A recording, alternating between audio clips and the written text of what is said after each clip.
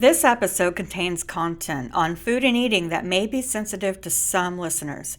The Adulting with ADHD podcast is not a substitute for medical advice. Please see a medical professional if you think you have ADHD or have ADHD and need additional assistance.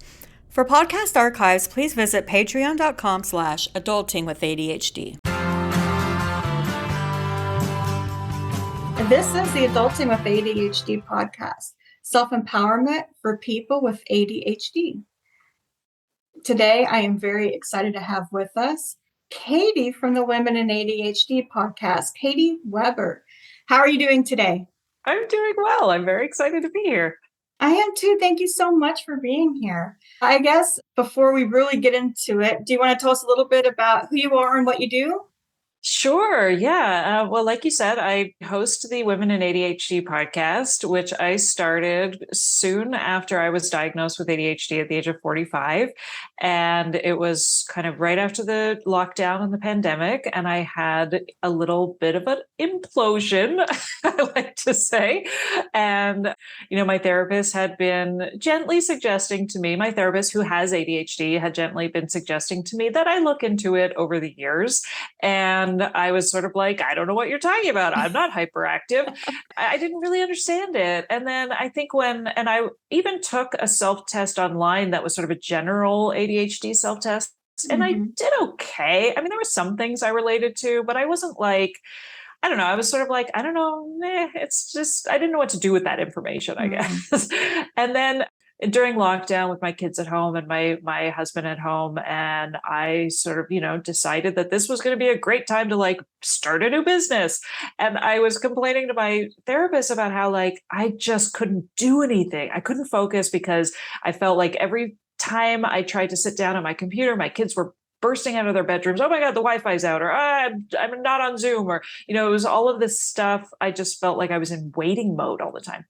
Oh, I hate that. Yeah. Right. Yes. So she was like, you really need to look into it. And then I started looking into ADHD in women and how very different it manifests and how it's, when I took the Sari Solden online self-test, that's when it hit hard, where I was like, oh, okay, this really makes sense. This has a lot less to do with hyperactivity and a lot more to do with shame around how I keep my house and that feeling of everybody thinks I have it all together and I just feel like a total shit show behind the scenes. Yeah. Right. And really relating to that kind of emotional shame element.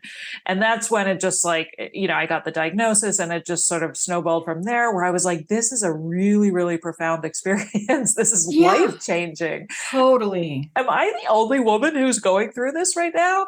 And so, the first thing I did was I typed women ADHD into my podcast platform when I was diagnosed. I found Tracy Otsuka's podcast and listened to I listened to 75. I found yours too, but I was, just hyper focusing and listening to everything. And I wanted to talk to other women about their experience with diagnosis in adulthood. And I wanted, and I thought, well, podcast seems like a great platform to reach out to people and talk to them. Totally. And so I called it Women in ADHD because I figured it would be easy to find.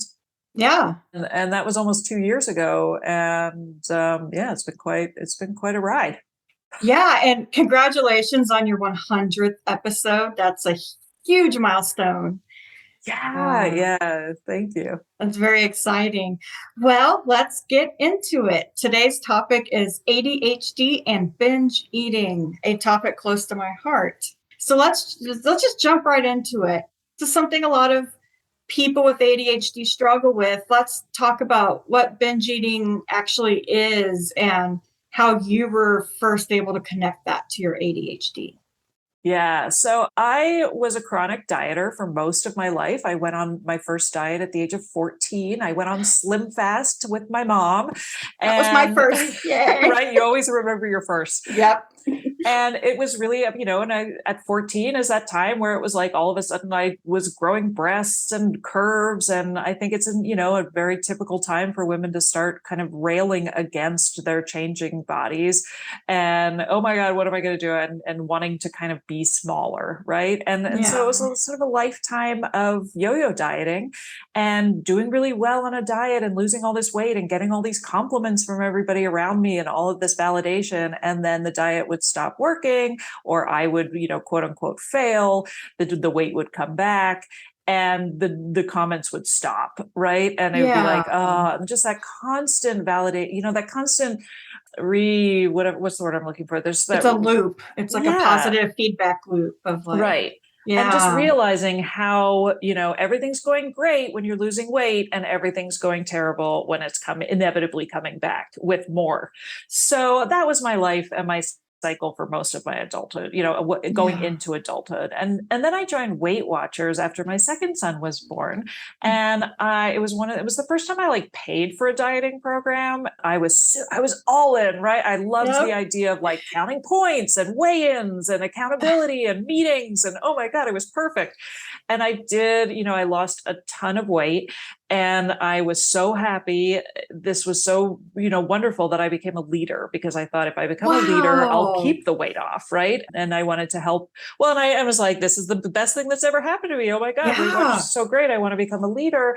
And then every week I would get up there and I would talk, and I was sort of discovered this like public speaking element to myself that I hadn't Wow. really tapped into before. Yeah. Where I would like get up and give out my Bravo stars and I remember congratulate those. right? I'm a chronic former Weight Watcher. Right. So yeah. Well, so what I noticed when I was a leader was not only two things. I noticed that the weight was coming back and I was hiding it, and I was secretly developing a pretty severe binge eating disorder and was hiding it from everybody. I obviously wasn't talking about it in my meetings. And I also kind of had that conversation a lot with people who would come back over and over and over, members who would come back and they would say things like, Weight Watchers is the only program that's ever worked for me. And I'd be like, this is your sixth time here. I don't think it's working. Right. And so I was sort of noticing that. But at the same time was really nervous about this binge eating. It was getting out of control. The weight was coming back. I was spiraling and I was worried I was going to get fired. And so I started looking into like, how can I beat binge eating? I need to nip this in the bud. I need to stop with the binge eating. How can I get rid of this? And I remember finding a podcast called Beating Binge Eating. And I was like, perfect. This is it. Like, okay, teach me your ways. And the podcast was really about like breaking down what is binge eating. And the thing that I found so revolutionary to me was that binge eating isn't like a problem. Binge eating is a symptom of a deeper problem, and that deeper problem is chronic restriction. And that was just like the light bulb moment for me, where I was like, why hadn't anybody ever talked about this? Like, obviously Weight Watchers isn't going to talk about this, but it was this moment of like, oh yeah, that makes a lot of sense. That binge eating is actually a reaction to the chronic restriction of dieting and the chronic restrictions in general, right? And that was another thing where I was like, not only is it the chronic restriction of food like literal restriction of food, but also a lot of the restrictions that we just have in our life around body and the desire to be smaller, and how our definition of health is intrinsically linked with weight. And that is incredibly problematic. And so this was all long before my ADHD diagnosis. I became a binge eating recovery coach, left Weight Watchers, and often wanted to make a t-shirt that said, I went to Weight Watchers and all I got was this lousy binge eating disorder, because I was meeting more and more people who were like sort of, coming out of the closet about this connection. And, I read some of those groundbreaking books like Health at Every Size that were really sort of helped me break free from that dieting paradigm, and the binge eating stopped. And that was when it stopped. It was really, but it wasn't like this wonderful, like, moment where I was like, yay, I'm free of dieting forever. I mean, I'm a woman living in our society. So I think letting go of the desire to lose weight and be smaller is probably like the hardest thing any of us can do in society. And I birthed two babies. Like, I still feel like freeing myself from that paradigm is an ongoing journey. I haven't freed myself, but the act of freeing myself is, I think, the hardest thing any of us can do as women. I don't know if you've ever been put on a waiting list, but therapy is hard to come by these days. If you need therapy and you need someone to talk to, consider BetterHelp. I've been using BetterHelp on and off since the pandemic, and it's honestly been really helpful when I can't reach my normal therapist. To save 10% off your first month, visit betterhelp.com/ADHD Adulting. That's BetterHelp, HELP.com/ADHD Adulting. Gosh, that's such a valuable point. I mean, I think you're right. I think there is no magical moment. And it is probably the hardest thing any of us will ever do. So as you're talking, I'm thinking about how this connects to ADHD. Do you want to talk a little bit about the overlap there? So here I was working in the binge eating recovery, and then I get my ADHD diagnosis, and I start looking into some of the popular eating issues with women with ADHD or even adults with ADHD. And again, I was like, oh, yeah, this all makes a lot of sense. And I had no idea how popular it was.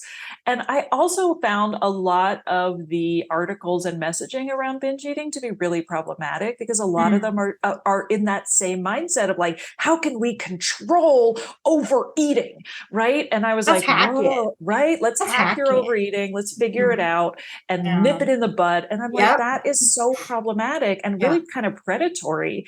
And then, and then you look at like drugs like Vyvanse, which Vyvanse are, where the doctor is like, and an added benefit is that it's an appetite stimulant. So we like to recommend it for binge eating. And I'm like, that makes literally no sense. Why on earth would a binge eating medication be an appetite suppressant? Because that's just encouraging binge eating behaviors at the end of the day. Like I was like, do you realize that makes no sense? If somebody out there can explain to me how this makes sense, I would appreciate it, because that still boggles my mind why, but still that messaging even around medication and stimulants is like, hey, and there's this added benefit that it'll help you lose weight. You're like, that's messed up. It is messed up. Totally messed up. But in terms of like why people with ADHD struggle with binge eating, I think it can come down to a lot of things. One of the things I think Becca King, the ADHD nutritionist online, she's great. She talks a lot about intentional restriction and unintentional restriction. And that's something I really like in terms of like, there's the intentional restriction, which we talked about, which is like, calorie counting, trying to basically thinking about our health in terms of like, wouldn't it be great if I lost weight, because that's how the quickest, easiest way to help. And then you put in ADHD, you put in the impulsivity, the impatience. How can I lose weight as fast as possible? I know if this diet tells me to eat 1,200 calories, I'll eat 600 calories and then I'll lose weight twice as fast, right? Like we have that tendency to want to like be as efficient as possible. And when it comes to weight loss and nutrition, that can be really dangerous, because then you get into like severe, you get into really disordered behaviors really quickly. We're not great with balance, we're not great with doing things in a sort of small, healthy way. We're sort of like, I'm going to take everything to the extreme. So that made a lot of sense to me. And just the appeal of diets in general made a lot of sense to me, because I think when you have a generally sort of chaotic feeling in your life, it's really appealing to have a diet come in and say, here's what you eat, here's how much, let's keep track. There's so many metrics, right? Let's keep track, let's weigh ourselves. And you're externalizing a lot of that accountability to a diet. It's really appealing to have that sudden, intense structure and order that diets can bring, especially programs like Weight Watchers or Noom or any of these new ones that are sort of like, we're not a diet, but we're gonna weigh you all the time and congratulate you every time you lose weight and all of that stuff that's really reinforces disordered behaviors. But as somebody with ADHD, it makes total sense why that's appealing, because you sort of feel lost a lot of the time when it comes to nutrition and eating. And we really like rules. Yeah, the control is soothing, but also the success is like a dopamine boost, right? Like, oh, I lost a pound this week. Woohoo, Right? Yeah. What a rush. That's a hard rush to break away from. Yeah. Yeah. And then again, I think food is stimulating too. So binge eating is a form of self-care. It's a form of comfort. And that gets back to this idea of like, why are we having an overwhelming desire to comfort ourselves and to stimulate with food? that's the result of restriction. So now I have to look at my life and think, okay, where am I restricting myself? It might be intentional restriction, like withholding food, but it might be unintentional restriction, which then gets into the ideas of body image, right? And body dysmorphia, and feeling like our self-worth is often in the toilet by the time we get to be adulthood, if we were undiagnosed, because we spend our lives having a lot of self-doubt. We spend our lives feeling like we don't really know what's best for us because those are the messages we're given in childhood. So a lot of that kind of adds to really feeling unhappy. And then we buy into this message that if we lose weight, we will be happier. And then when we get to that point where we've lost the weight and we find out we're not happier, then we're like, well, maybe I need to lose more weight. Then that's when you start to get into those extreme disordered behaviors. So again, like, I feel like restriction can be it can be a wide reaching. It's not just the literal food restriction. There's a lot of restriction involved in masking and sort of operating in society as somebody who is just generally unsure of ourselves, right? And looking for kind of happiness and answers outside of ourselves. Totally. So many things I'm thinking about as you're talking. It just brings up so much. Yeah. So let's see. We covered what binge eating is and how it overlaps with ADHD and why it's so common for ADHD women. So how do we break free from this? You talked a little bit about that. Let's get into it. Well, like I said, it's really hard to just be like, I'm going to stop binge eating. Yeah. Let's nip it. Come on. Right? Yeah. Let's hack it. Yeah. And I think it's even harder to suddenly decide, I'm not going to think about my weight anymore. I'm just going to be the weight I am, and everything's going to be fine. Because we live in a society that is incredibly fat phobic, incredibly judgmental when it comes to, our behaviors around our size too, right? So it's like, there's those ideas of like, feeling like if we're eating salad, we're being quote unquote good. And if we're eating burgers, we're being bad. Right. And so we have labels around food and behaviors that can be really problematic. So I think the two things that I would say really are the most helpful steps when it comes to like breaking free of binge eating is realizing that it's a reaction to restriction. So the first thing is to stop restricting food. I mean, really just eat food. Eating food throughout the day, as simple as that sounds, is going to stop the binge eating, and it's going to stop feeling like you are out of control. The more you are trying to control yourself and control your food, the more out of control you're going to feel in those moments. And that's the other thing about binge eating. Binge eating isn't really about how much food you're eating. It's the feeling of the lack of control you feel around the food, which is that idea that like, I should be stopping now. And I literally cannot stop myself from going back and getting more. And like that out of control feeling is the binge eating. It's not there's no amount that suddenly becomes binge eating. It's really the out of control feeling. And so I think realizing the connection between like needing to wrest control in other areas of your life is leading to this self-soothing behavior that is railing against the control. And so kind of making that connection, I think, is important. And appreciating the fact that we care enough about ourselves to self-soothe, I think, is really important. I think, especially when I talk to clients whose children are binge eating, and they're really worried about setting up these terrible behaviors in early life. I'm like, whoa, slow your roll. Like, first of all, your child is self-soothing, and how wonderful is it that they have found intuitively a way to care for themselves, right? Like that is something to celebrate, that they have these, that they've got that in their toolbox, right? So I think just acknowledge the fact that that's what's happening here, that it's not this terrible behavior, that it really is taking care of yourself and your body's way of saying, sending messages to you that's like, we need to stop kind of desperately trying to control something that probably doesn't need to be controlled. The other thing I think is really important that we talked about a little bit, which is like, how can I redefine health outside of a weight-centric modality? And I think the easiest thing that I have done for myself, easy, yeah, that's such a loaded word, but like, I think the thing that works for me is really just coming down to individual decisions, which is like, why am I doing this? Am I exercising because I think that maybe it'll lose weight, or am I exercising because of all the other benefits? It helps me not stay as tired, and it helps me focus more. And, all the long list of things that are beneficial about exercise. But at the end of the day, am I doing this like because I think it's going to help me lose weight? Am I doing this because I'm punishing myself because I had an extra big piece of cake last night? And why am I doing these behaviors? And is it about my health, or is it about my size? Is this an issue of health, or is this an issue of control?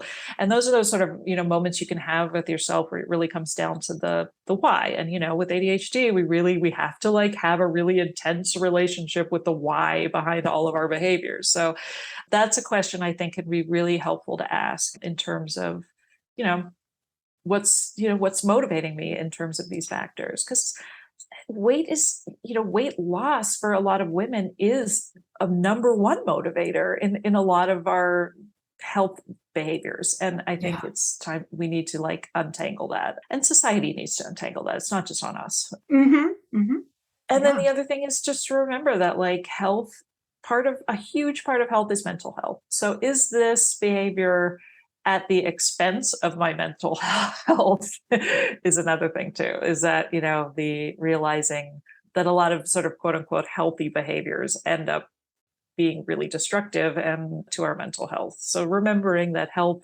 is not just about the metrics that you get at the doctor's office, which is stepping on the scale and blood pressure and all of that, that there's a lot more to our holistic overall whole body health than just the numbers. Absolutely. Well, Katy, thank you for distilling this for us in such a great way. I think this is really going to impact our listeners in a huge way. So thank you so much for sharing your My knowledge with pleasure. us. Yeah, I think, it is so common, and I think it is also such a private issue for so many of us. So I think it is so important to really talk out loud about some of our shared experiences. That's how we heal ourselves, and it's how we heal each other. It's a very nice symbiotic relationship there. Yeah, totally. So where can our listeners find you on the interwebs? How can we keep up with you and all the things?